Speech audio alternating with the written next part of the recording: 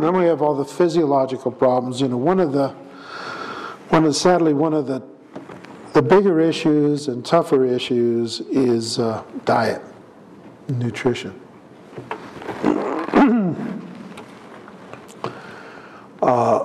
We got an awful lot of kids with absolutely horrendous diets. And one of the things that amazes me is, you know, in the same schools where they're passing out the Ritalin, you know, they've got the candy machine and the pop machine, and what they serve at lunch is awful.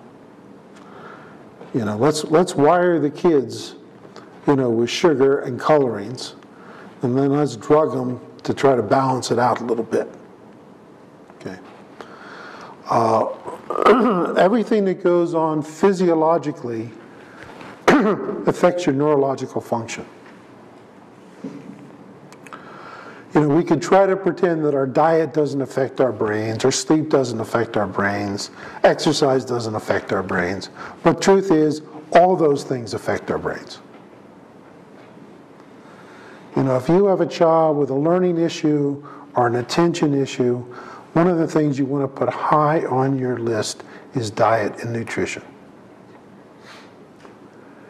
In general, you know, just a general diet for any kid, limit dairy, limit wheat, and as much as you possibly can, eliminate sugar, artificial colorings, and artificial sweeteners. And as all the nutritionists will tell you, when you go to the grocery store, just walk around the outside and stay out of the aisles. Okay? Meats, fruits, and vegetables. Okay. It's not that complicated. Okay. But you know, if you want to feed your kids garbage, don't complain about their activity level and their lack of attention. Okay. When you develop these programs, do a lot of it, do you develop the diet?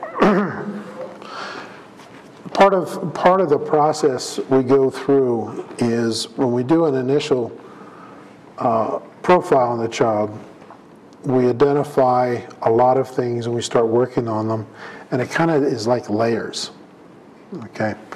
And initially we'll make general dietary recommendations. If we get into it and we're finding we're not seeing neurological change that we would expect, then we'll look harder at specific physiological issues and dietary issues and make recommendations based on that. How long do you give the diet changes? Because my son with autism, and so I've heard lots about diet. And some you'll see changes instantly, and some they think that it takes 6 months for your body to detoxify these. Yeah. Yeah, you know, it really depends on the child. When you get into things like autism, it's a significantly bigger deal than it is for the, you know, the kids with the learning problems.